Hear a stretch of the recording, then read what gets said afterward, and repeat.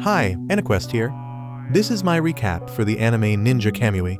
If you dig my recaps, don't forget to subscribe and smash that notification bell. The story starts with this dude riding a train.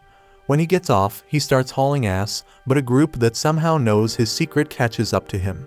These guys cover the whole place in smoke, and that's when this dude unleashes his insane fighting skills. These assholes even throw blades at him, but he pulls out his own blade and fights back.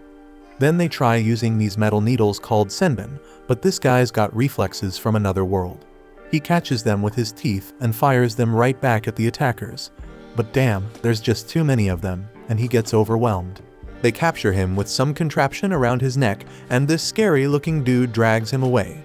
That evil bastard slams the dude into the ground and finishes him off with his sword. The attackers use some device to confirm that their target is done for, and then they peace out. In a whole other place, there's this farmer named Joe. He's living it up on the farm and eventually heads home to work on his motorcycle. He's playing a game with his little son Kyle, who's trying to sneak up on him. Joe tells the kid he's got eyes in the back of his head. Then Joe's wife Sarah shows up, and she can't believe how dirty Joe's face is. Kyle explains that his mask is like the ones the bad folks called Oni wear, but he knows they're real scumbags. Joe warns him that the Oni might mistake him for one of them, but Kyle's confident his strong dad will kick their asses if they ever come after him. Joe playfully says he ain't sure if he can beat those fictional characters, but Sarah steps in and says she'll take them out for Kyle.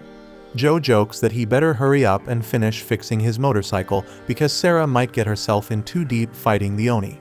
Later on, there's a news report talking about how that dude we saw earlier ended up losing his life. Sarah's all worried, thinking it might have been the damn Oni after all. Kyle's dead certain it was them, but it's bedtime for the kid. He says goodnight to his mom, and Joe reminds him that his birthday is coming up. With Kyle asleep, Joe takes his job as protector really seriously and checks all the security cameras around the house. Sarah's all concerned about how that dude got taken out, and what's even more sketchy is that there ain't no info about who he was. But Joe tells her to chill, saying there's nothing to worry about and reassuring her that nobody gonna find them out there in the middle of nowhere. Sarah's most worried about some dude called the Reaper, but Joe explains it can't be him because he always worked solo. The next day, we get a glimpse of how Joe's super cautious about hiding their identity as he wipes away their fingerprints from a door handle. The young family keeps living their peaceful life like nothing's up, and Joe does his best to be a kick-ass dad, making his son happy. One night, the news reports about another person losing her life at the hands of some mysterious organization. It's one of several incidents that happened recently, so there's a big investigation going on to figure out what the hell's going down. Then comes Kyle's birthday, and the loving family has a dope cookout. They crack jokes and sing songs, and Kyle blows out the candles on his favorite cake. When he opens a present, he finds a video game, and Joe gives him a new helmet too. Joe likes that more than the scary Oni mask, so Kyle declares he ain't a bad guy no more, he is a freaking hero. Sarah points out she just likes seeing his normal face, and the whole family shares a tight embrace. They couldn't be happier, so they started sharing how much they loved each other. That night, Joe gets up from bed, but he tells his wife to stay put all calm like. He heads downstairs, thinking everything's cool. But out of nowhere, something shows up at the window, and boom, Joe gets attacked. The attackers barge in, but he fights them off like a goddamn pro, showing off his exceptional skills. He even snatches one of their weapons and uses his sword to wipe out a bunch of these dudes. While he's taking down one guy, Joe hears his son crying out for him. That alert Joe springs into action in a split second. Our hero blocks some punk trying to stop him and absolutely annihilates the dude. Joe rushes to find his family, reaching for something, but then another attacker shoots 2 metal needles right through his neck. But Joe's a determined mofo, and he ain't letting that stop him. He crawls his way up the stairs, even though the pain's tearing him apart. And guess what? There's this mysterious figure outside, looking all shady. Joe finally makes it to the second floor, and he sees that he's taken out a bunch of the attackers. But then, horror strikes as he sees Kyle and Sarah's lifeless bodies on the ground. Overwhelming shock fills Joe's whole body, and this evil-looking dude explains that Joe's wife put up a damn good fight. The monster jams his blade right through her neck, unleashing blinding rage in Joe. But then, that bastard stabs Joe in the back. Our boy dragging that attacker, trying to reach his family. But damn, his body's too wrecked to keep going.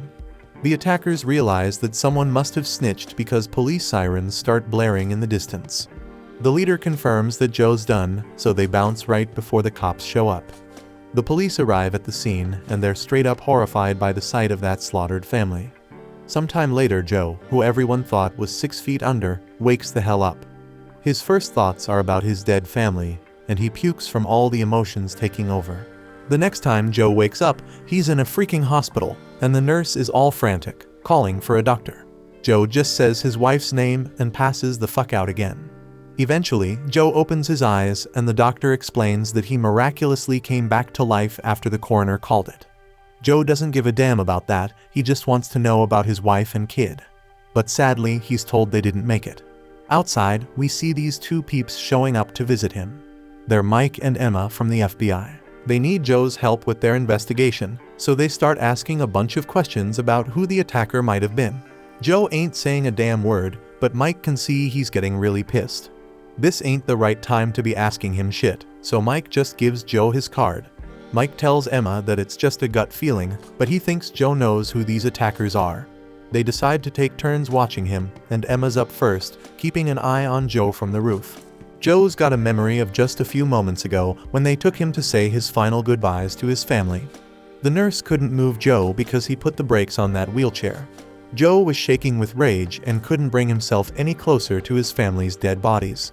Back on the roof, memories of his wife and kid flood his mind, and Joe starts growling with anger. His rage hits its peak, and he reaches for his wrist again, this time pulling out a metal needle. Joe sticks himself with it, and something weird happens to his body. Right then, a bunch of assassins attack Joe. But he's still filled with anger, so he goes straight up berserk and takes out several of them like a freaking expert. Joe's got insane strength and precision, somehow taking control of the whole damn fight. But that's not all, my friend. Joe does some crazy jutsu shit and turns his body into black smoke. This move is freaking powerful because it lets him wipe out multiple assassins in a single instant.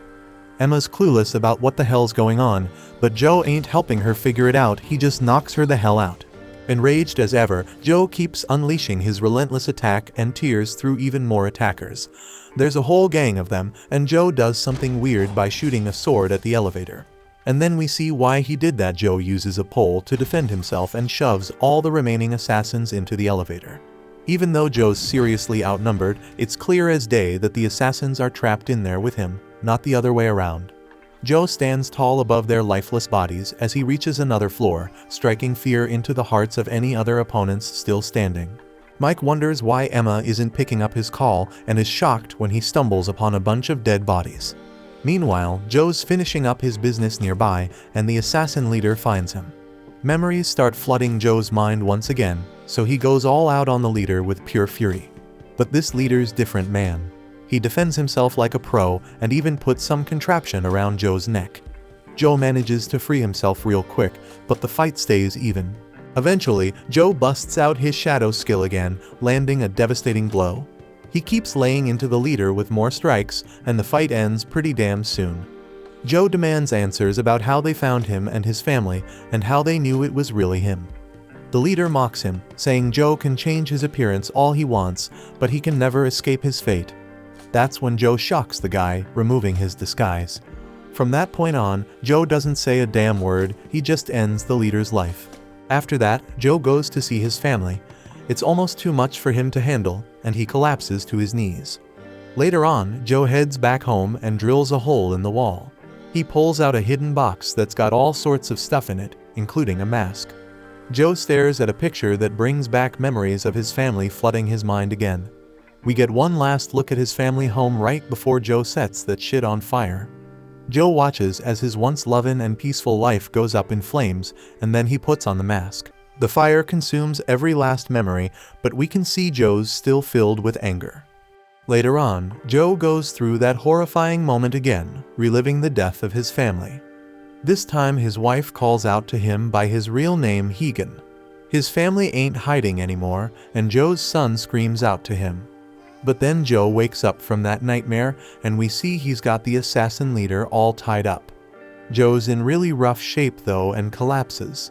He's surprised when he hears someone's arrived, and this dude's just as shocked because he thought they'd meet again in the afterlife. Turns out the dude's a doctor, and he wonders why Joe ain't wearing his disguise. Joe spills the beans about the organization finding a way to see through their masking system. The doctor wonders why Joe's always getting beat up, but then he sees Joe's arm and figures it out. Joe used some secret art called Stark Awareness, which explains what he did when he stabbed himself on the roof. The doctor straight up tells Joe never to use that shit again because it'll probably kill him next time. But when the doctor peeps Joe's back, he tells him to forget about next time because he should have died when he got stabbed. Joe ain't got a damn clue why he survived, and the doctor wonders if someone out there's keeping him alive. It's gonna take Joe a whole 6 days to recover fully, but all he cares about is getting well enough to get answers out of his tied-up guest. The doctor wonders what Joe's gonna do after that, and his answer's simple: he's gonna hunt down every single person responsible for his family's murder. The doctor gives Joe something to help him recover, but it hurts like a and he passes out. Once Joe starts getting better, he goes to see the assassin leader. Joe doesn't say a damn word, he just starts stabbing the dude with a blade. He keeps stabbing him over and over, but the guy reminds him that ninjas never break. Joe shocks him, and when the guy points out that he already knows, Joe just keeps stabbing. He doesn't stop. Days go by, and the assassin tries to ask what the hell Joe's trying to prove. He begs Joe to just end his life already, but Joe straight up ignores him. More days pass, but Joe ain't finished. He keeps making the dude suffer. One day, Joe straight up douses the assassin in gasoline. The dude starts talking all kinds of crazy shit and wishes Joe could have seen the look on his wife's face. The assassin ain't impressed with Joe's son because the kid is just scared like everyone else. But Joe's wife, she was different.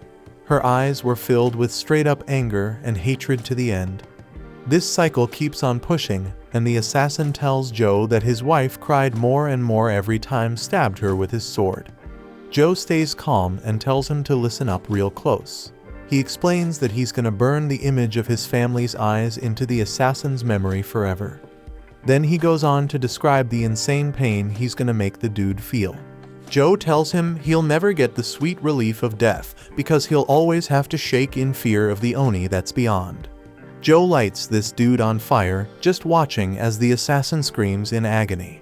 Somewhere else, Mike gets taken off the Joe Logan investigation.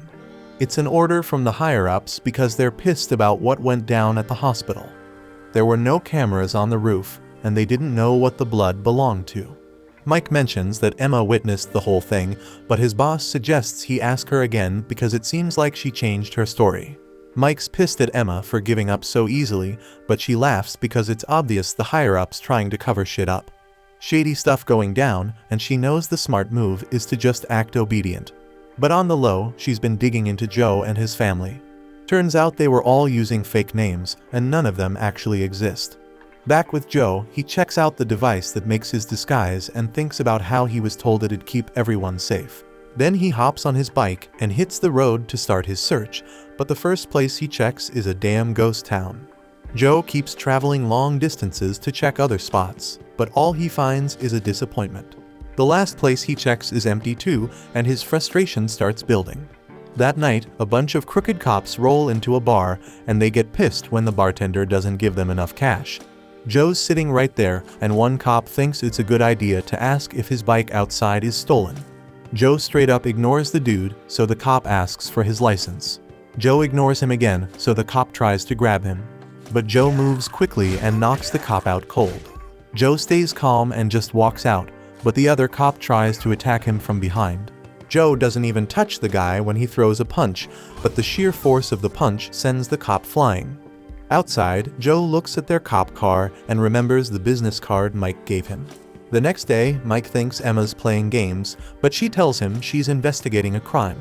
Shit's going down in virtual reality now, with all kinds of criminal deals happening. She needs to wrap up her job so they can focus on digging into Joe. Emma explains that VR has blown up like crazy lately, and it's all because of the Oza company. Right then, Mike's shocked when he gets a call from Joe. He gently gets Emma out of VR and signals her to track the call. Mike tries to get Joe to spill who he really is, but Joe's got his own questions. Joe wants to talk, so Mike tells him they're talking already. But that just makes Joe break his phone. Joe calls Mike back, giving him one last chance, but warns him to stop playing games. Joe lets Mike choose where they meet, so Mike picks a restaurant. The call ends and Emma's disappointed because she can't track Joe. As Joe heads to the restaurant, ads for Ozza are everywhere. They claim that their tech keeps everyone safe and that it's a must-have. Joe arrives near the restaurant and checks it out while Mike gets there. In the restaurant, Mike tells the owner to bounce. The owner reluctantly agrees, but tells Mike to direct any delivery guys to the table by the door, because that's where the food orders go. Finally, Joe shows up, but Mike wants to see his face to make sure it's really him. Joe shows him the business card he gave him, but that ain't enough for Mike. Joe decides to bounce, but Mike agrees to talk. Joe just wants to know who's responsible for the recent serial murders going down, and he'll answer any questions Mike has in return. Mike's glad to hear that, but then this crazy cop pulls out his gun. He reveals he ain't the type to make deals with suspects and tells Joe to get on his knees. Right then, a delivery guy walks in and grabs one of the orders. Mike wonders why Joe didn't dip when he had the chance, but Joe still wants to talk. Right then, another delivery dude grabs an order. Mike warns Joe not to pull any funny business as he moves cautiously around the table and announces Joe's under arrest. Joe stays still, but Mike gets annoyed when a third delivery guy shows up. Mike gets confused because there ain't no more orders and this dude straight up attacks. Joe springs into action, blocking the strike, but his face gets exposed and Mike wonders who the hell he is. Joe finds himself in a fight, but it's clear this attacker ain't a delivery guy. Mike tries to arrest them both, but he gotta bust a cap when the fake delivery guy goes after him. Joe steps in to save his ass, and the fight heats up when the attacker reveals he got another set of arms. Joe gets pushed back, but he pulls off some shadow jutsu shit and brings out 4 arms and 2 heads. The intense battle keeps going, but now Joe has more arms than this dude, so he takes control. Joe pushes him back, ready to end the fight, but then he realizes the extra arms guy has a whole other person hiding in his bag. This second guy attacks Joe from behind, and Joe does his best to fight off these 2 deadly foes. Once again, Joe saves Mike and tosses some booze at the assassins. Joe sets his swords on fire, and the damn epic fight rages on. Joe eventually chugs some of the alcohol and spits a fireball at his opponent. He takes advantage of that moment to launch all his blades, pinning one guy down and straight up wrecking the other. The insane fight's over, and Mike's dumbfounded, begging Joe to spill who the hell he is. Joe just says Peking duck, but Mike's pissed because that's just a damn dish on the menu. Mike wants to know where the guy from the hospital is, so Joe busts out a device to show him his disguise. Joe reveals he's a ninja, and those fake delivery guys were ninjas too, along with the hospital crew. Right then, they gotta take cover because the group starts shooting at them from outside. Shit gets even worse when they peep outside and one of the attackers fires a damn rocket at them. The whole place goes up in flames and the attackers bounce. Joe's nowhere to be seen, but we see he's watching Mike from above. Mike checks his chest and sees the ninja's blade sliced right through his body armor. That blade ain't got a single scratch on it, even after the crazy fight with Joe.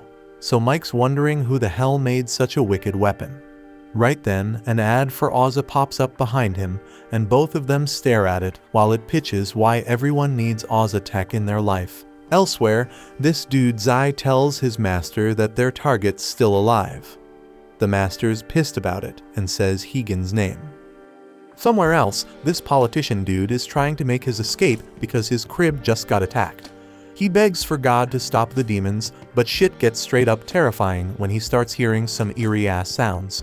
Just then, a few terrifying hands come out of nowhere and end his life.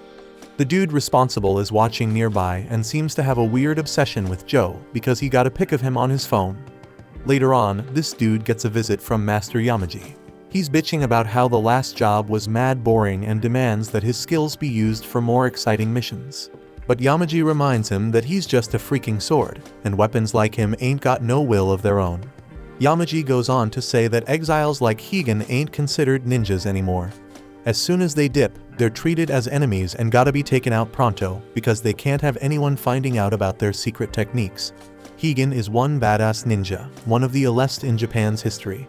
The dude's mastered countless fighting styles and has no mercy when it comes to taking out his targets. They already thought they offed him once, but they believe he survived because of his secret art. Yamaji wants him gone for good this time because he's all about uncovering Higan's technique. He's already got preparations going for that, but the other dude is more worried about this Reaper character. Somewhere else, there's this dude who's straight up disappointed to see that his boy Zai has forgotten everything he taught him about fighting with honor and pride. Now all Zai does is straight up violence, so this dude starts wondering how many of their old crew Zai killed. Now Zai's out here taking out the exiled ones from that messed up organization, but this dude points out how they couldn't manage to kill Higan. Higan proved that those who stay true to the old ways won't fall to the likes of Zai and his crew. The dude in the red knows that once the other exiled folks find out about that, they gonna rise against the organization just like he's doing. This red-clad dude was the one who taught Zai how to handle a blade, but now he gotta put an end to what he started. He unleashes this insanely powerful strike and tells Zai that there's no defending against a wind blade. He calls it his secret technique, the flying swallow. Zai is still breathing, but the red dude knows that ain't gonna last much longer. He plans to use the attack again, but he realizes Zai's sword is missing. He takes a look at his chest and sees that somehow Zai managed to stab him, and he's defeated. He accepts his fate, ready to head to the depths of hell and wait for Zai. Back with the other crew, Yamaji reveals that he has forbidden the Reaper from engaging with Higan.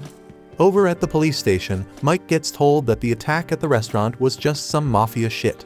Mike's pissed because he can see right through the cover-up, and then his boss calls him up. Boss reminds Mike that he's about to retire, so it's best for him not to screw things up by poking his nose where it doesn't belong. Boss wants Mike to stay home until his retirement day and hands him some papers before bouncing. In another place, Joe's chilling at a hideout and starts a fire. He's once again haunted by the memories of his family, so he takes a moment to calm his nerves. Right on schedule, Mike shows up to meet him. He points out that the owner of the restaurant got set up and wants to do something about it later. But for now, they're gonna enjoy some Peking duck. Inside, they go over what they've found out so far. The blades used in the attack were made of some special alloy, and the patent for that alloy is owned by Oza. There's definitely a connection between them and the ninjas, but Mike still gotta do some more digging to uncover the whole story. Oza is one dangerous ass company because they have the FBI in their back pocket. Joe couldn't give two shits about how dangerous they are. They killed his family, so he declares that he's gonna hunt every last one of them down and make them pay. Mike reminds him that if he does that, he's gonna have to arrest him. But he's cool with it because there's a whole bunch of other scumbags he gotta slap the cuffs on first. Mike ain't ready to retire just yet, so he burns them papers and makes a truce with Joe. Joe pours him a drink and explains that's how alliances are formed. But it ain't alcohol because Joe's all about them energy drinks. Mike knows this chick named Emma who's got some mad knowledge about Oza, so they link up with her. Mike starts clowning on her whack-ass car, but she fires right back, saying his ride is even worse. Joe, being a car enthusiast, starts dropping knowledge about her beetle, and Emma's mind is blown when she learns that Joe's a ninja. Mike assures her that she can be trusted, but he gotta keep her in check when she starts talking too much. Emma somehow squeezes all of them into her tiny ride and shows off all the crazy tech she's installed in it.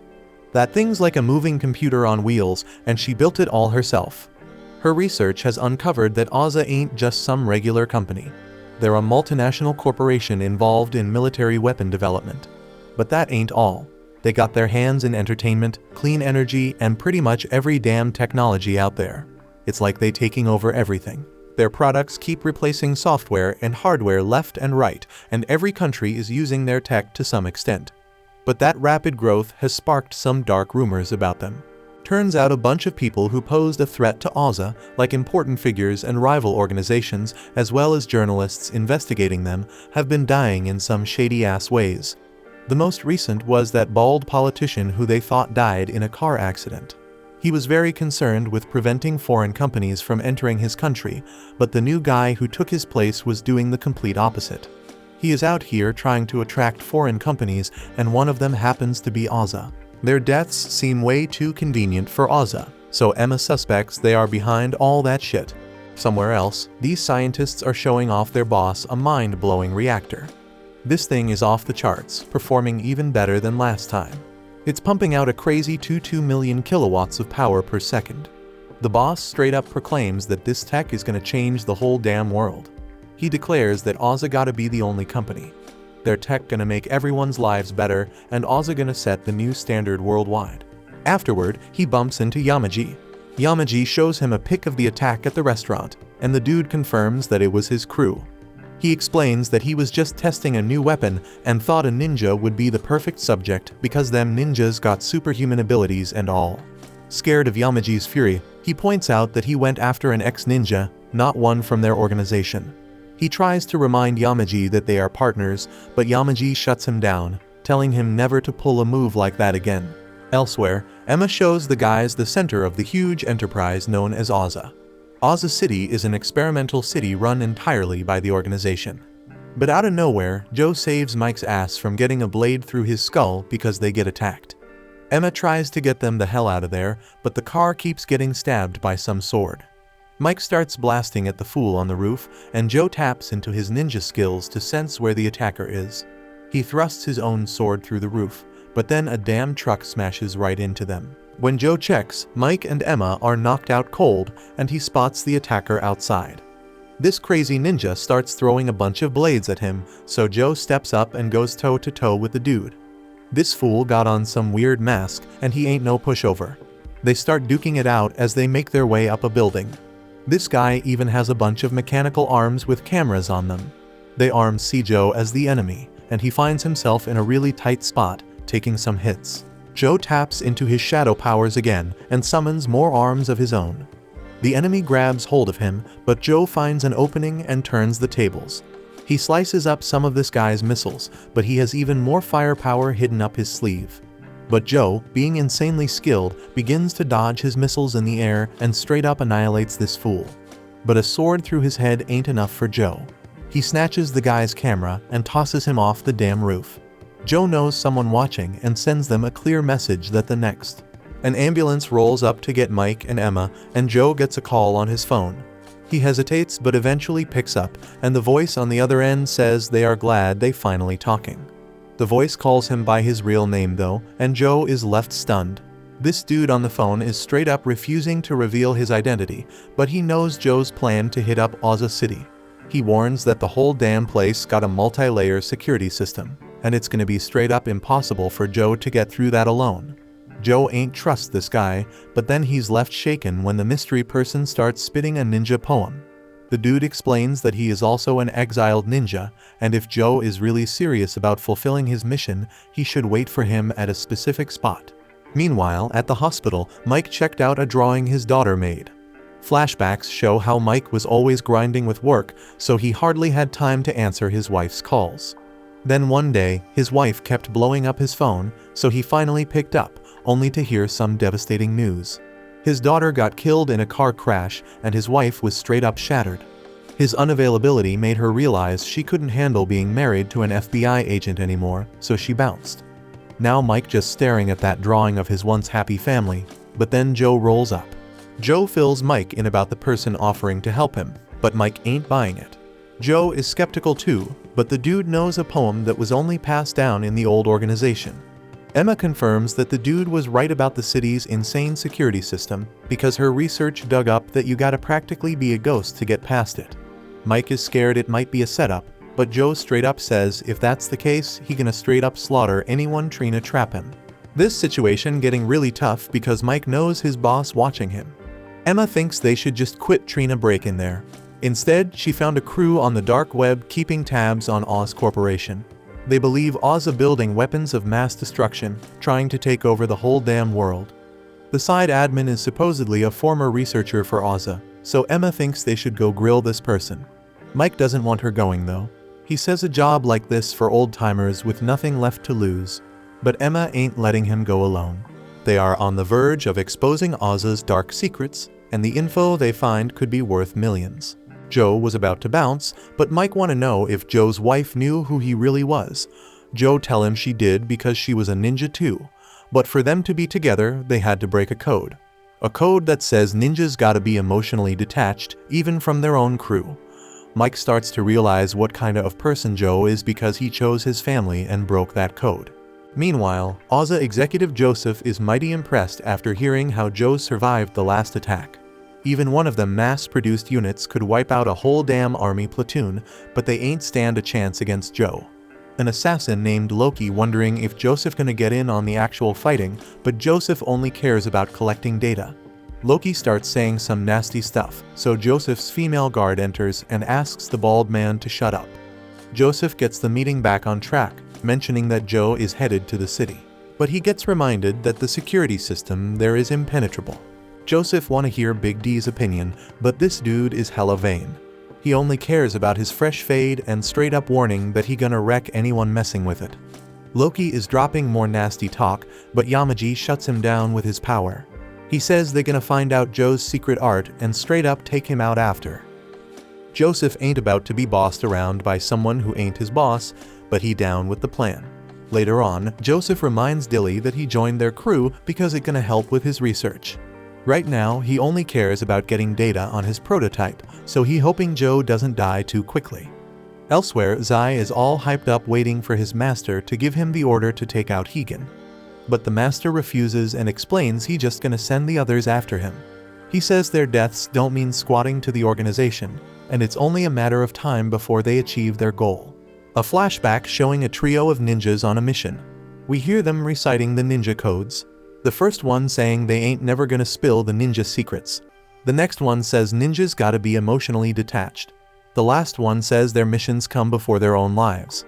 This trio of ninjas finishes collecting the info they are after, and they complete the mission. Afterwards, a ritual is held in recognition of the trio's skill at shinobi. It's a tradition, and they all get new names: Zai, Hagen, and Mary. That ain't even the whole story. They are all straight up shocked when they hear that a secret art gonna be passed on to each of them.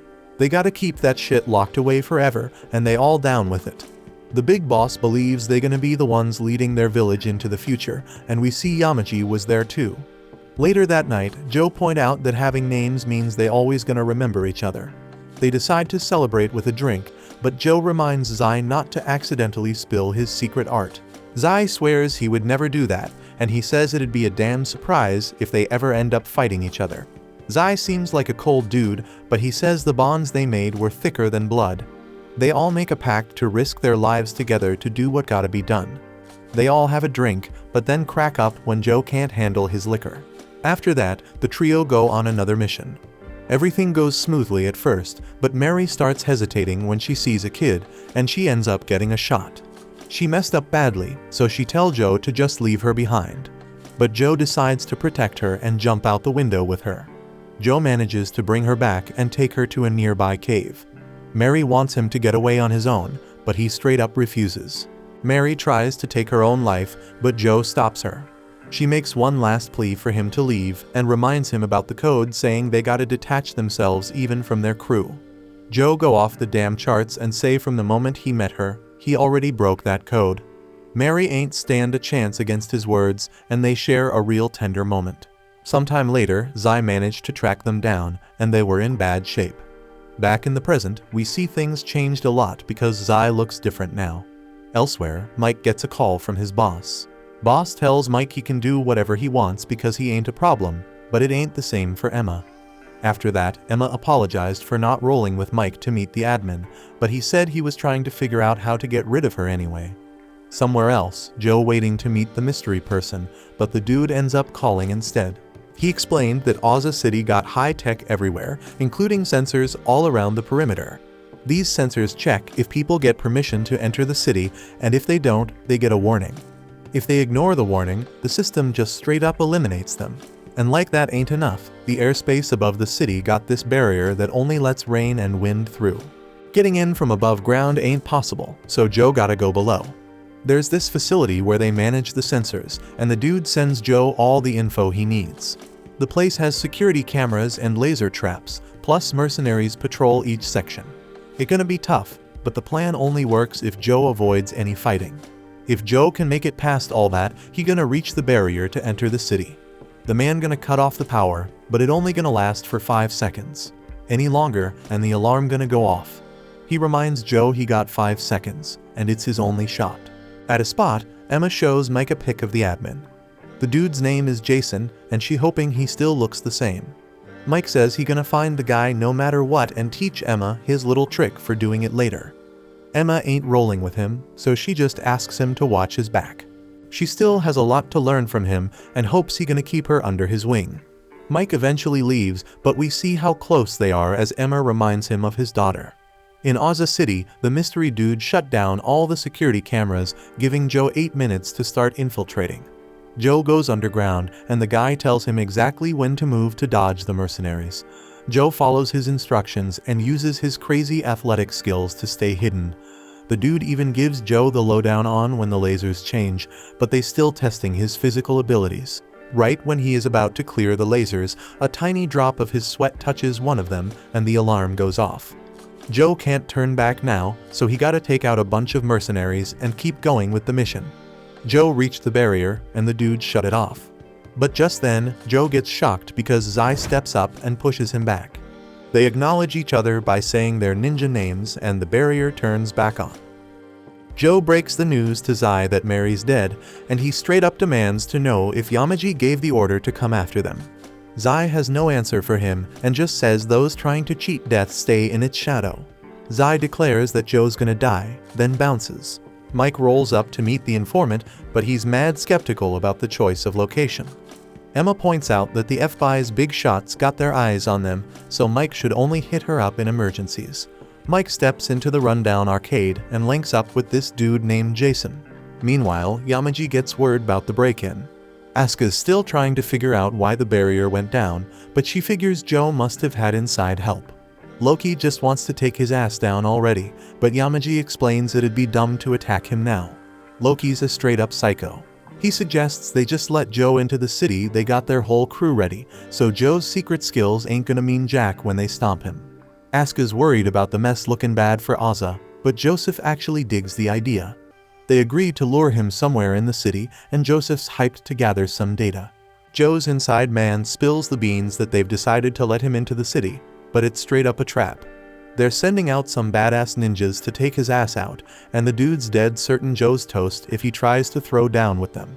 He suggests Joe back off, but Joe's already made up his mind. He's gonna wipe out Yamaji and all them other fools. That's why he came to the city in the first place, and he might not get another shot. The dude tells him to move at 7 o'clock because the city's throwing a parade to cover up the fight that's about to go down. Back at the arcade, Mike's trying to dig up some info, but Jason's more worried about how they found him. Mike straight up ignores the dude and finds a secret passage. Inside the city, the parade kicks off, and we see Joe peeping into the surveillance room. He sneaks into a tunnel as Joseph, and the crew keep an eye on him. Once Joe's in the tunnel, you know damn well he's met with a bunch of deadly ninjas. Jason brings Mike to his secret room and spills that he's planning to take down the whole damn company. He holds a major grudge because they pretty much forced him out. Mike wonders if this guy's got some personality issues, but Jason says they were all just jealous of him. Jason's digging up all their dirty secrets to expose them, but no one believes him. Mike reveals he believes the dude, and he's just as hungry to bring them down. Jason's able to hack into their system, but he's scared shitless because he doesn't know what'll happen if they find out. Mike assures him he's got his back and pushes Jason to hack in there. Back in the city, Joe goes full assassin mode and straight up obliterates a bunch of ninjas. He's slicing and dicing them with his mad skills and doesn't even take a scratch. Joe even pulls off this sick move where he stuffs a bunch of explosives into one ninja's mouth and blows the whole crew to bits. The fireworks from the explosion help mask the fight, and we see Zai waiting patiently. Meanwhile, Mike and Jason, they've hacked into the Oza system, but ain't found anything fishy yet. Finally, they come across a list of social security numbers with price tags on them. The file's named Bound, which seems to be the name of some shady-ass corporate spy group. Looks like Oza's buying fake identities to plant their own operatives. This proves they're corrupt, but they still ain't found anything about ninjas. Then Mike's straight up shocked when he sees Emma's name on the list, and he's wondering what the hell's going on. Suddenly, alarms start blaring and Jason gets booted out of the system. He sees they have some unwelcome company outside. They find cover as the arcade gets infiltrated. But Mike's clever as hell and distracts the intruders. They manage to escape, and Mike realizes the FBI must have snitched on him. Jason's scared shitless, and Mike tells him them dudes were probably mercenaries hired by Ozza. Back in the city, Joe continues his assault as he gets inside a building and takes out a bunch more enemies. Mike tries to reach Emma, but she ain't picking up for some weird reason. Shit gets really messed up as the mercenaries start chasing them, and Mike's beat-up ride ain't going anywhere fast. Mike tries to fight back against the mercs, even though he's heavily outgunned, but he ain't doing much damage. Jason's a straight-up lunatic because he gets this wild idea and somehow crashes a damn bus into one of their pursuers. Mike tells him to slam on the brakes, and he busts out his sharpshooting skills, taking out 2 of the mercs. But the car brake checks them, so Jason gotta take cover, and Mike takes a shot at the last mercenary. Meanwhile, Joe's making his way through the building, and the last guards left are shitting bricks when they see him. Joe's a man on a mission, and his breathing gets heavy as memories of his family flood his mind. Up on the top floor, Joe comes face to face with Loki and the other assassins, and they're impressed he made it this far. Joseph's watching with anticipation, waiting to see how this shit plays out. Joe looks at a helicopter and becomes furious when he realizes that Yamaji is watching. He screams at him, consumed by rage, and charges toward the chopper. But one of the assassins stops him in his tracks. Joe finds out his attacks ain't doing shit against them, and he ends up getting tossed around. Joe pulls out his jutsu moves, but Loki ain't impressed by them old-school ninja tricks. However, Joe manages to catch them off guard with some smoke bombs, showing that his only target is Yamaji. Joe straight up screams Yamaji's name like a man possessed as he launches himself towards the helicopter, but his grapple gets cut. The fall does some serious damage, and Joe's mask shatters. Memories of his family keep flooding his mind, and he ominously says that shit's about to go down any damn moment. The assassins start closing in, and Joe remembers the doctor warning him to never use his secret art again because it'd straight up kill him next time. But Joe's got nothing left to lose. He gets ready to pull the needle from his wrist and declares he'll be reunited with his family soon. Joe yanks out the needle once more and stabs himself with it. Joe's body spasms out just like last time, and he takes a hit from one of the assassins. They toss him around again, and Loki starts taunting him mid-air. But this time, Joe manages to stab one of them. He fills the area with smoke to hide himself, but he is eventually spotted. Joe's slick with his moves, darting in and out of the smoke, and he ends up stabbing another assassin. Joe's got some insane speed, dodging attacks left and right, even some fireball shit, and he starts this freaking scary incantation. But before he can unleash the attack, the pink assassin wrecks him with some heavy damage. Loki snatches Joe away for himself and starts pounding him with relentless punches. The assassins keep beating the crap out of him, and Joe's screaming in pain while Loki's already bored with the whole fight. But just when things couldn't get any crazier, Loki stops the ass whooping because someone shows up. It starts pouring rain, and Zai comes through, asking if Joe finally gets it. He explains that Joe was heading straight to hell on his path, no way around it. But Joe's still stuck on getting revenge on Yamaji. He mindlessly attacks Zai, but only gets tossed to the damn ground. Joe just keeps repeating Yamaji's name like a broken record, so Zai gets ready to end his life. Zai declares that it's all over now, and Joe doesn't say a damn word, just prepping himself for death. Zai swings his blade, and everyone's watching in pure shock. But Zai's attack gets blocked by the pink assassin. The assassin slaps some devices on the others to shut them down, and then jumps off the building with Joe. This assassin sets off a bomb, and the explosion's so massive that Zai can't even follow them. Yamaji is left to watch the failed attack, and Joe opens his eyes, still alive and kicking. Now, in another place, Mike's in rough shape, needing Jason to carry his ass through the desert. But let's get back to Joe. He's still falling from that damn building. His hand reaches out to the sky like he's reaching for something, but he soon passes out cold. The assassins look over the edge of the building only to find that the dude is long gone. One of them starts wondering why the hell that one assassin turned traitor, but Loki doesn't give a damn because he's pumped about the hunt. The next day, this regular-looking dude hears a message from Loki. But it ain't just him, he's not the only one hearing it. Other assassins blend right in with society, so they're hearing it too. Loki dubs these assassins the Brave Falcons, and he informs them that the treacherous crow has just flown from the nest. That damn crow fooled everyone, and now she's harboring their biggest enemy, the tiger. Loki gives them a strict order. Don't let those two motherfuckers leave the city. He wants them to track them down no matter what and rip their hearts out. Somewhere else, Joe wakes up and finds out his savior is none other than Emma. But here's the twist: Emma ain't her real face, she's just one of her personas. When Joe came back to life in the hospital, the big boss of the organization told her to dig deep into the truth behind his resurrection. They thought he had some crazy ability to keep coming back to life, so they wanted to know how the hell he did it. Secret arts are only used in intense battles, so she had to study him up close. That's why she played the role of Emma from the FBI. But that's just her identity as a ninja. For the organization, she's got another one too. Joe's hella shocked when she switches up her voice to sound like the mysterious dude helping him break into the city. Her reason for helping Joe was so Joe could get his revenge. It sounds insane because she was watching Joe as Emma under orders from the organization, but at the same time, she was betraying the organization to help Joe. She spills the beans that she's got her own goals and she needs Joe alive to make them happen. She is straight up says those lieutenants he just fought are some dangerous ass mofos because they rocking some heavy duty suits. Joe's secret art ain't gonna do shit against those dudes, and if he tries to fight them again, he's gonna end up dead. Emma reveals that there is still hope though. She brought something with her that'll straight up eliminate those fools, and she shows Joe another mask. Meanwhile, Yamaji gets the lowdown on the suit that their traitors jacked. It was still in the works, and it looked like she planned this betrayal way. But Yamaji ain't sweating it at all because he's confident they'll catch them soon enough.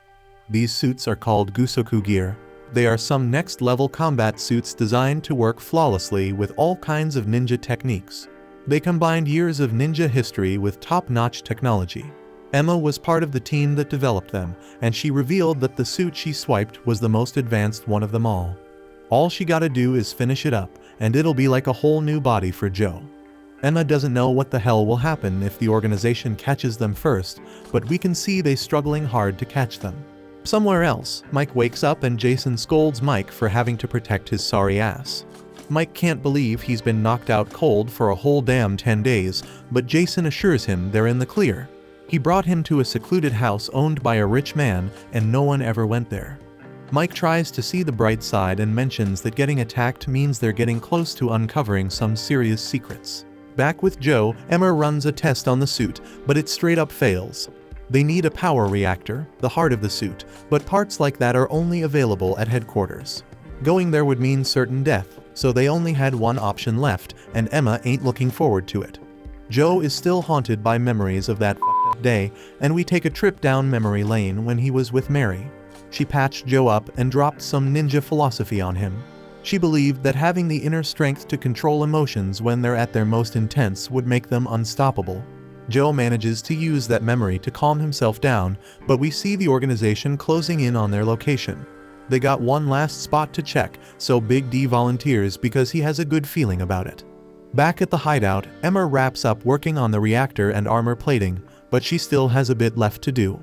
After a while, she reveals she's done, and this suit's gonna be called Kamui. It's a prototype model built from scratch, meant to reach the highest level of combat potential. It's a whole new design, so it functions way different from the other suits. Just wearing it won't be enough to tap into its power. It gotta be linked up to the user's brain. The suit reacts the moment the user even thinks about using it, so its reaction time is off the charts. Plus, the more intensely the user envisions their own actions, the quicker and stronger the suit carries them out.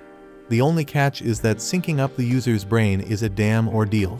Joe's gonna be put in a deep-ass sleep, and he ain't gonna wake up even if someone shanked him in the heart.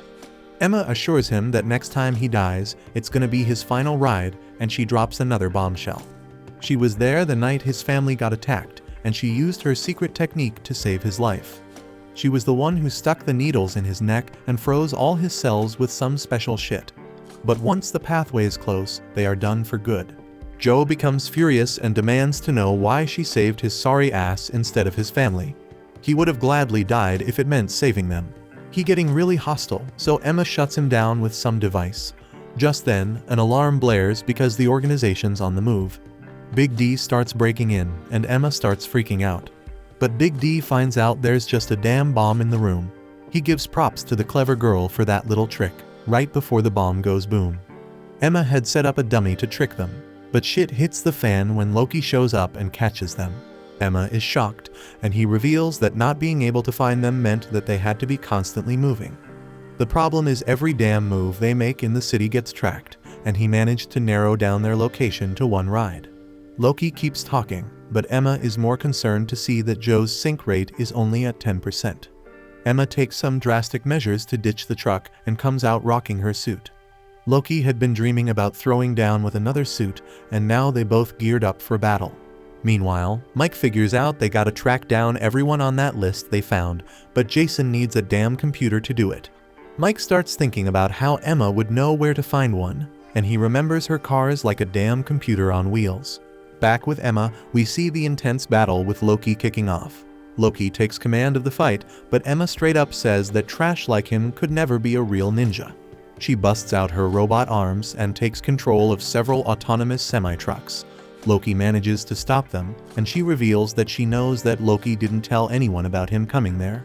Loki doesn't give a damn about the organization, he just wants to fight. All Loki wants is to throw down in some life or death battles, that's why he became a ninja. Emma is straight up annoyed by his ass, but that only gets him even more hyped. Just then, Loki spots multiple versions of Emma, but he knows she just took control of his optics. Emma manages to get a few stabs in, but it's clear Loki has something planned. Something's about to go down, so Loki unleashes a massive attack that wipes out all of Emma's clones. Emma tries to reach the machine that's recharging them, but Loki stops her. Loki manages to recharge himself, but he straight up wrecks the machine Emma was gonna use. She's horrified because her suit's out of juice, and now Loki starts taunting her. He mocks her for thinking she could win against him and starts landing punches on her. But she ain't ready to give up yet because there's still plenty of time before Joe finishes syncing with the suit. Emma left a recording inside Joe's mind, and it starts playing. As Emma keeps getting beaten down, the recording explains that she might already be dead. It also reveals that Mary once saved her life, and ever since then, they have been secretly keeping in touch. On the night of the attack, Emma rushed to their house to save them, but she was too late. Joe was the only one she could rescue, so she apologized for what went down. Mary always wanted Joe to keep on living, so Emma just Trina make Mary's wish come true. Emma did all she could though, and she says her goodbyes to Joe. Just then, the raging fire within Joe forces the sync to finish sooner than expected, and the entire city loses energy. Joe remembers Mary's words about keeping emotions in check, and everyone's watching, waiting to see what's about to go down. And just like that, Joe's suit lights up from within the darkness. Everyone watches in anticipation, and Loki begins to taunt Joe. He knew that Joe would be the one to give him a challenge, and he was proven right when Joe crushed him. Loki just lies there as Joe approaches, and Joe brings out his weapons. Loki buys himself some time, and he pushes Joe back, and they begin to fight. So Loki decides to match that intensity, unleashing a powerful attack. But damn, Joe's like a boss ninja, dodging every damn projectile. Loki's shocked as hell, and Joe remembers what Emma told him.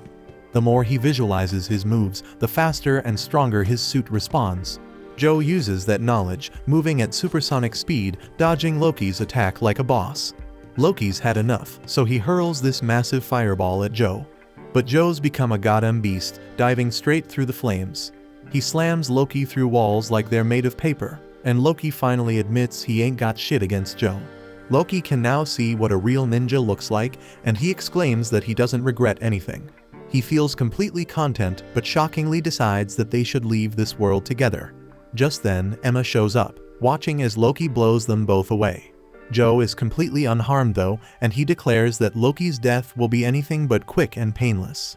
Loki calls him a sadistic bastard, and damn, he's right.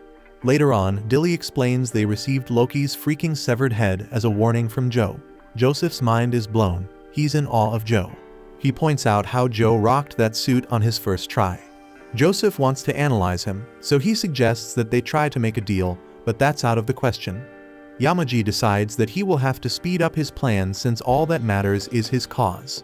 Joseph watches him leave and declares that his words were spoken like a true ninja. Back with our main character, Emma assures him they should be cool for now. Them suit wearing big shots, they got all the power in this organization. But damn, Joe straight up crushed one of them, so they'll probably hold off on attacking him again until they have a foolproof plan to take him out. Next up, we see Yamaji chatting it up with Zai. Zai vows to carry out any mission that Yamaji wants him to, so Yamaji decides that he will no longer hold Zai back. He allows Zai to go and end Joe's life, and he declares that Joe will die by his hand. Back in the truck, Emma notices that Joe is staring at her, so she explains that she refuses to date married guys. But she got it all twisted because Joe just wanted to know what kind of bond she had with Mary. Emma explains that she owes her whole damn self to Mary because Mary was her savior. We get a glimpse into the past, seeing Emma in disguise taking out a target. She was shaken when someone came up behind her with a blade to her neck, and that someone was Mary. Mary was impressed with Emma's skills, so she made her a partner. Mary was the first mentor Emma ever had, and she looked up to her because Mary never failed a mission. She was the ultimate ninja in Emma's eyes. At that time, Zai, Joe, and Mary were the top dogs, the best ninjas around. Everyone thought one of them would eventually take control of the organization. One day, Mary wondered why Emma always wore a mask. Emma explained that her face got all mashed up in an accident that left her horribly disfigured. Her own parents couldn't even handle it, so they straight up bailed on her. She was left all alone until the organization scooped her up. The boss at the time straight up told her she ain't looking respectable no more with that face. But that's also what gave her the power to transform into anyone. Emma was inspired by these words, and the chief declared that she would now live the rest of her life as a ninja. Emma took that inspiration and became a straight-up master of disguise, able to be whoever the hell she wanted. When Mary heard all this, she took off her own mask and told Emma she was beautiful. Emma didn't want any pity, but Mary was dead serious. She saw Emma as the most beautiful soul she ever laid eyes on. Emma tells Joe how Mary's words hit deep because they're so damn convincing. Another day, Mary told Emma about how she grew up with Zai and Joe. The two dudes always seem tough as nails to everyone, but Mary reveals they're just immature boys. They mean the world to her, but this got Emma worried. Getting attached to people brings out emotions, and their feelings can mess them up on the battlefield. Emotions get ninjas killed, and that's why the code says no attachments are allowed. Later on, Mary revealed her secret art to Emma. She has this crazy ability to make it look like someone's dead by putting them in a suspended animation state. Emma's hella shocked when Mary decides she wants to teach it to her. She pointed out that secret art should never be revealed to anyone under any circumstance, no matter what. Mary's mind's made up though, because there's gonna come a day when Emma's gonna need to use it. The days with Mary are the happiest in Emma's life, but it all comes to a screeching halt real quick. Yamaji takes over as the boss, and for some damn reason, he starts letting outsiders into the organization. Yamaji would one day ask Emma what she thought ninja's pride was, and she responded that it meant protecting the peace of Japan. Yamaji wonders what would go down if Japan vanished if the ninja disappeared too. Then the old boss kicks the bucket. Yamaji starts changing up the whole organization even more, but it starts pissing off a whole lot of folks. One night, Mary drops a bombshell on Emma. She's got a baby growing inside her. Emma's blown away, but she's even more shocked when Mary spills that it happened because she fell in love with someone. Mary decides she doesn't belong in the organization anymore because she broke the damn code. After that, Joe was amazed by her pregnancy, but he explained that being a ninja was the only way he knew how to live. He'll have to learn how to be a dad, but he doubts he's cut out for it. Mary reassures him, saying they'll be alright because they'll be parents together. Some time passes, and Yamaji drops the bomb that the organization's bouncing out of Japan. It's gonna be under the control of some big-ass power. Everyone's pissed, but Yamaji straight up declares that anyone who opposes the decision will be exiled and wiped out. Protecting Japan is their damn pride, so a few badass folks stood up against Yamaji's decision. Two of them even tried to come at him, but Yamaji has some freaky power that lets him snatch peeps from far away. He straight up sliced up his enemies, and that crazy mofo even stomped on one dude's head. Some others wanted to take action against him, but it just split the group apart. Yamaji declared he was the true ninja embodiment, so as long as he was breathing, the ninja spirit ain't dying. Eventually, a crew formed to take Yamaji out, but one of the ninjas dropped some wisdom. He said they'd probably all lose their lives trying. Instead, he suggested they dip from the organization and pass down their legacy. They gotta bear the shame of being fugitives, but that's their new resolve. Mary meets up with that ninja, and she reveals that she has created something that would allow them to change their face. She hands it over to the folks planning to flee, and they wish her good luck raising her kid. Sometime later, Emma confronts Mary. The old boss gave her a top-secret mission to check if the next leader candidate is worthy. If they ain't, she's gotta eliminate them. Mary points out that the boss has been dead for a hot minute, and Emma explains he gave her the mission way back. Emma apologizes for deceiving her, but she gotta carry out the boss's wish. Mary then shocked her as she revealed that she knew the entire time. Emma's begging her to give up the child so she can go back to the organization. But Mary ain't having it. They throw down, and Emma realizes quickly that Mary's been holding back her true power all along. Sad as hell, Emma spills she can't even remember what her parents looked like. Every time she tries, all she can see is Mary. But they gotta keep fighting, and eventually Emma comes out on top. Emma peeped game, saying Mary moved to protect her baby at the last minute. If she hadn't done that, Mary would have won. Emma's struggling to take Mary out. She always wanted to be a ninja, but the organization's changed too damn much. She can't bring herself to run though, because she can't bear the shame. Instead, she decides to end her own life, but Mary stops her. She breaks it down, saying ninjas can't have emotions, so they can't have any family. But her baby changed all that. Her baby became her family, her new reason to keep breathing. Mary declares emotions don't kill ninjas, they give them life. Mary spills she's always seen Emma as a family, and Emma gets all teary-eyed because she feels the same way.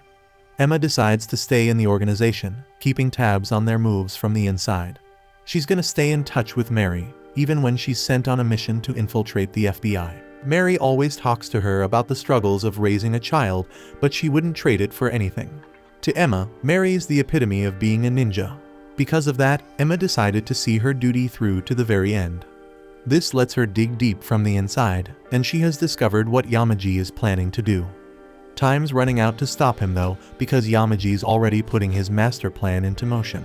Oza has developed a brand new reactor system that generates more power than the world has ever seen before, all while being both more efficient and better for the environment.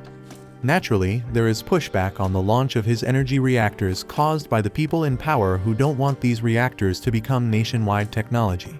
So the Secretary of Energy is holding back on fast-tracking production. However, Joseph ain't playing around. He went ahead and gathered support from some of the other officials. The Secretary of Energy knows damn well that those people on the list ain't just gonna sign off on this project so quickly. So he assumes that Joseph must have paid them off somehow. The officials were definitely persuaded, but Joseph assured him that bribery wasn't involved. It was more so due to the threat of having to deal with what Yamaji would do to you if you chose to decline. He told the secretary to get on board and sign off on it too. Emma is filling Joe in on the whole Yamaji master plan.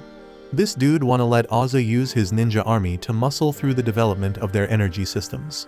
Once the systems spread worldwide, Yamaji gonna use that power to take over countries from the inside. Emma used to be a lieutenant under Yamaji, but she realized they were all just puppets for Oza. Ain't no pride left in being called a ninja, so now Emma's only path is to help Higan burn the whole damn thing to the ground. Meanwhile, Mike did spill the beans to Jason about all this craziness, and you best believe Jason is losing his damn mind. A couple of days ago, he was just a dude who was mad at the company for firing him. But now, ninjas are coming after him all because Mike showed up. Mike was trying to justify it, saying Jason was gonna get taken out anyways because he was poking around in Oza's business. And now that he already put himself on the line and made himself a target, the only option left is to keep moving forward until they uncover whatever Oza is trying to hide. Jason agrees to help, but he straight up tells Mike that he better protect him until the very end. And even then, he can't squat until he gets his hands on a computer to use. He remembers Mike mentioning a certain name in the Oza database, so he asks who the hell Emma is. And Mike got a lot of explaining to do because he just found out Emma has been a spy this whole damn time. Back in Oza City, all the citizens gotta go through these mandatory checkpoints because of the chaos from the battle last night. And in a truck next to some random dude, Emma and Joe are getting ready to make their getaway. Once Emma finishes her program, she shuts down all the electrical systems in the city for a hot minute, switches the truck to gas power, and plows straight through the checkpoint. The guards try to call in a drone strike, but with all the systems down, all they can do is watch as the fugitives make their escape. Once they clear the city, Joe asks Emma if she has any clue where Yamaji might be right now. Sadly, she doesn't know. All she knows is he is out there putting his plan in motion while they are talking. Their recent actions have forced him to act hastily, so they need to make their next move as well. They are setting their sights on one of Oz's half-finished power plants as their next target. Once they get there, they're gonna tap into that energy to amp up Joe's Gusuku gear. Emma thinks they can find some portable energy tanks at the site because there's some operational test going down tomorrow. She got the scoop on the other lieutenants showing up for that test. Joe thinks it's the perfect chance to squeeze out Yamaji's whereabouts from them. But Emma reminds him to stay focused in the fight because the Gusuku gear performs better when he ain't all over the place. He gotta find a way to control the anger burning inside him, but that ain't an easy task. That night, Joe reflected on the family he lost, while Emma worked on fine-tuning the gear to maximize his performance. She knows he is a badass fighter, but she is still dead set on protecting him for Mary's sake. Meanwhile, at the operational test, they send in soldiers to tangle with Dilly, who is rocking her suit at full power. And this is supposed to be a test, but she is out here snapping necks like it's nothing. While all that madness goes down, Joseph is up in a jet with the Minister of Defense, asking her if she is impressed by the show. Although with the current battery capacity, it only functions for about 5 minutes, when used at full power, these suits can be quite the force to be reckoned with. Inside the power plant, they do the operational test on the energy systems while testing Big D's gear too. Ain't any explosions, so looks like the test went smoothly. But Big has something else on his mind right now. Emma up in the base too just snagged herself an energy tank. About to link up with Joe when Big shows up out of nowhere, attacking with these floating centipedes. Emma ain't got her gear, so she ain't got no chance against him. She is trying to make a run for it instead. Big is about to get to her, but at the last moment, Joe busts in through the ceiling and blocks the centipedes. Big identifies Joe's suit as a warrior type, and he has always wanted to test himself against a worthy foe, so he makes them a deal. He knows they are trying to find Yamaji's location, so if Joe can take him down in a fair one-on-one fight, he spills the beans. Emma doesn't like the sound of it because it reeks of a trap, but they ain't got no other choice. Big makes the first move, unleashing the centipedes on Joe while he is distracted. Then Big D straight up kicks him into a wall and has his centipede coiling around Joe's body while he keeps dishing out the pain. Things aren't looking good for Joe, so Emma thinks about a way to tip the scales in his favor. Right now, Big is recharging his suit wirelessly with some reactor system. If Emma can shut that down, maybe Joe has a shot. But it ain't gonna be a cakewalk because Big already sent one of them centipedes after her too. Joe is starting to make a comeback though. He took down one of the centipedes and dodged most of the follow-up attacks. And Emma showed off her mad skills, dodging that centipede like a boss and using her gear to put a stop to it. Another centipede came at her, but Emma stayed cool, pulling out an energy core and using it like a damn grenade, blowing up the centipede and the power generator. Straight up a badass move. Once the dust settles, Emma peeps the aftermath and realizes the whole damn building is about to collapse. She gotta dodge falling debris left and right. But then she ends up on a weak-ass spot on the floor and it gives way. She falls with no way to survive. But just when it looks like she's gonna snap her back, Joe swoops in and catches her. He saves her ass right before his suit shuts down because the generator is all busted up and ain't supplying power no more. Big D could easily finish them off by calling for backup, but he ain't about that cowardly move. He got his principles, so he leaves them until the next time he can have a fair scrap with Joe. They manage to escape the base alive. While Joe patching Emma up, he gotta ask why she is going through all this trouble to protect him. She said it's for Mary's wish, but it ain't like Mary ever straight up asked her to do it. He is right, Mary never asked her to do anything, but she's just doing it for herself. Just then, Emma gets an alert saying someone just started up their computer car. Mike and Jason got their hands on that whip through some shady-ass means. Mike can't go back to being a regular FBI agent after this, but he is cool with that as long as he's protecting innocent peeps from harm. Jason trying to crack the encryption Emma put on the car, but that code is too damn strong for him. He starts realizing Emma must be some next-level computer genius. She had more going on than Mike thought. Then the radio turns itself on, and Mike recognizes the song, triggering a memory of Emma. It was back when she just joined the FBI and became his partner. He took her to a bar to talk about her always doing her own thing. Emma ain't see no reason to rely on him at all. Mike tries to convince her to trust him more, saying partners are like family. but she ain't see him like fam and think he cringy. Although she was warming up to him, Mike complained about her always ruining the good vibes with her attitude. Then he starts singing to lighten the mood. Emma tracks down her car and corners Mike and Jason. They were clueless about what to do, so Jason freaked out and tossed firecrackers at them. Mike steps out and tries judo to throw the dude, but he doesn't budge because of his strong build. Now they all know there ain't no threat, so they sit down to talk. Mike now knows the whole story about Emma being a ninja spy sent to the FBI. But she swore she had nothing to do with trying to get rid of Mike. She is just following orders, but that ain't making Mike feel any better.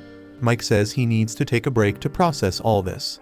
As he steps outside, he straight up forgets about the firecrackers on the ground and ends up falling right into them. Later, Emma patches Mike up and apologizes for keeping the truth from him for so long. But he didn't actually blame her because she had her reasons. It's like how he is ready to do whatever it takes to protect innocent people, because that's what his daughter wanted before she passed. He ain't dig not knowing the truth, but he ain't mad at her for hiding things either. They make peace with each other, and the next day they go over the evidence they gathered about Oz's plan. The dude is trying to take control of all the energy infrastructure worldwide using their tech. But even though they got video proof of what Ozza had been cooking up, it'd be dismissed as fake in no time if they tried to use it as evidence. Who gonna believe ninjas are rolling in Ozza suits? But that doesn't mean they can just chill and let them take over the world. Meanwhile, Joseph struggles to deal with the aftermath of Joe and Emma's attacks. He is trying to assure the ministers he got this under control, but ain't no guarantee he can keep it in check. The crew gets together to figure out their next move. Emma and Joe are gonna hit up active power plants, shut them down, and swipe the energy supplies they need to keep rolling. Meanwhile, Mike and Jason will keep digging for info. But Mike warns that they might end up blowing the lid off the whole ninja secret. Joe couldn't give a damn, so Emma gives Jason access to her computer. Mike, being dumb, asks if Emma and Joe are a couple now, and that earns him a swift kick to the nuts. Somewhere else, Joseph's pissed because Big D let Joe slip away. Yamaji explains that Joe's too dangerous in hand-to-hand combat, so Big D made the right call. But Joseph's still fuming because government officials are thinking about backing out of his plan because of those brainless ninjas. Joseph's completely nuts, claiming he's got total control over people, nature, and everything alive. He treats taking over the world like it's a freaking game, but threatens to end their partnership if Yamaji can't get those ninjas under control. Yamaji ain't having that game crap, so he explains that the ninjas' mission is to hunt down scumbags like Joseph and wipe them out. Joseph loses it at the threat and tells Yamaji that if his crew screws up again, he'll make them commit seppuku. When he storms out though, Yamaji points out that the idiot doesn't even know the diff between ninjas and samurais. He realizes it's time to make a move, and we catch a glimpse of Zai, back with our hero. Emma breaks it down that this thing called the Azuna Circuit is the heart of the Gusoku gear. It's delicate as hell, so he needs to treat it with care. She tells him to handle it the way he used to handle Mary, but Joe reminds her that he used to piss her off all the time. Emma hands him the Gusoku gear manual so he can learn every inch of it, but Joe wants her to start thinking about her own safety. She's helped him plenty, so he wants her to stick with Mike and figure out a plan for hiding once this is all said and done. Emma's sick of all these dudes trying to act all tough, but Mike reminds her that in their line of work, being partners is like being family. She ain't letting Joe go on his own, but she agrees to lend a hand to the weirdo Jason with the investigation first. Jason ain't down with being called the weirdo and reveals he's whipped up some grub for them. He explains that the most legendary gangs in history, like the Yakuza, used to eat together, so they should too. Emma thinks about how Mike and Mary used to talk about family, and she starts believing it. They all have a good time, but they don't know that there is a tracking device on their truck. Elsewhere, the Secretary of Energy is all up in arms about that power plant explosion. Joseph tries to shrug it off, but this dude warns him that the advisory committee can't ignore public opinion no more, no matter how much Joseph is bribing them. Joseph loses his cool and hangs up the call. Dilly explains that Big D is getting his daily fade and takes the day off. They can't reach him, but Joseph insists because it's an emergency.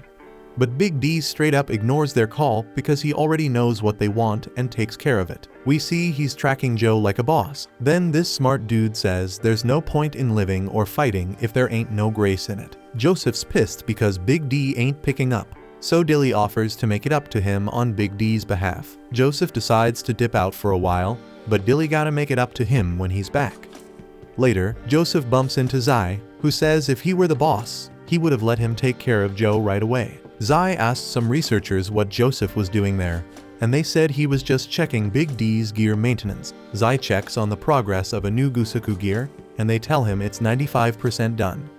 Back at the truck, Mike asks Joe to watch over Emma when they split up. In her car, Emma and Jason search for a report on Oz's server. This report got the evidence they need to take down Ozza and the name of the person they report to. It's a big deal because this person is a top official in the country.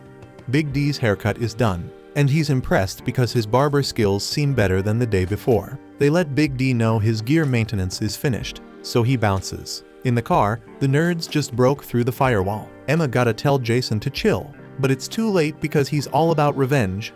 Right then, Big D rolls up and tells Joe to hurry up and get in his Gusaku gear. Emma gives Mike the green light to use the weapons in the truck, so Mike tells the nerds to stay put and keep hacking. Joe shows up all suited up, and the two start throwing down. Joe manages to slice up one of Big D's worms, but they piece themselves back together. Just then, Big D gets hella mad because Joseph's crew shows up to mess with the fight. Joseph tells his crew not to mess with his fight, and instead, they start shooting at Emma's car. Emma deploys her robots to shield the car, but she knows it won't be enough if the enemy's packing rocket launchers. And damn they are. But Mike grabs Emma's weapons and fights back. It works for a second, but it also puts him in harm's way. Emma leaves the rest of the hacking to Jason and gets ready to back up the guys. The ninja battle gets even more intense as Joe gets all creative with his blades. But Big D keeps pushing him back. Mike's in deep trouble. But then Emma swoops in and mercilessly takes out some of the attackers. Oz's security center realizes they're getting hacked. But it's too late because Jason got what he needed. Then out of nowhere, a sniper takes Mike out, and we flash back to when he asked Joe to protect Emma. Joe explains that all he cares about is taking down the organization, so it's Mike's job to keep Emma safe. Luckily, Mike's hanging in there, and he says he's taken beatings from Emma that hurt worse than a bullet. Emma still has a lot to learn from Mike, so he promises he ain't dying just yet. The two of them team up and start taking out more attackers. Mike busts out a Gatling gun, and Emma shows off her skills with a handgun. Emma ends up in a tight spot, but this time it's Mike who comes to the rescue. Meanwhile, in the Gusaku Gear showdown, Big D seems to be taking control, but Joe pulls off a slick move and gains the upper hand.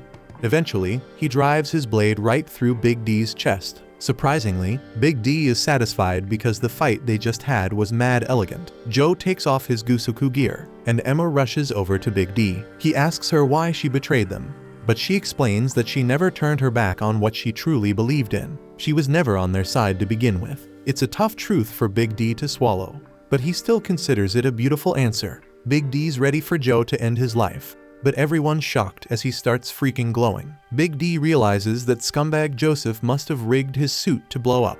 The honorable fighter is fuming, so he uses his centipedes to shield Joe. Mike desperately races to help Emma and calls out to her, but Emma accepted her fate and uses her robots to protect Mike. Mike can only watch in shock and scream her name as the suit blows up, causing a huge explosion. At Ozza, Joseph is hella pissed because Big D messed up his plans once again. That explosion was supposed to wipe out all 5 of them, but it only took out 1. Joe emerges from the wreckage and sees that Big D has vanished. He rushes over to Mike and Emma. She's in a terrible state, but she's still able to talk. All she cares about is if Mike is alright. He is, so she apologizes to Mary for not being able to keep her promise. Mike pleads with her to hold on while they call for an ambulance, and then Emma reveals her true face. She's convinced that Mike wouldn't recognize her this way, but Mike assures her that he would. He reminds her it's just a trick of the trade he knows, and he promises to teach her later. Emma admits that she always thought she'd die alone, but Mike isn't trying to hear that kind of talk. Then she starts singing, and we flash back to when Mike hooked her up with a brewski at the bar. She even imagined her younger self there, and she had a blast while Mike belted out a tune. Now Emma sings that same song, but it breaks Mike's heart as she takes her last breath. The crew then lays her body to rest. Mike spills the truth, admitting she was a pain in the ass and always late, but they were tight. Talking to her was like talking to his own daughter, the way he always imagined it. Emma was like a second chance with his daughter, but he could never find the words to tell her. He calls her a silly girl for thinking she'd die alone and beats himself up for not expressing his true feelings. But Joe's sure she already knew. He can tell cause he's never seen a ninja go out with the look Emma had on her face. Mike breaks down once again, and everyone falls silent. Joe swears once more to bring down the organization and declares it's time to end their battle. Shit gets really complicated elsewhere as we peep Zai's brand new Gusoku gear, all set and ready to go. Thanks for watching. Subscribe to not miss the next part.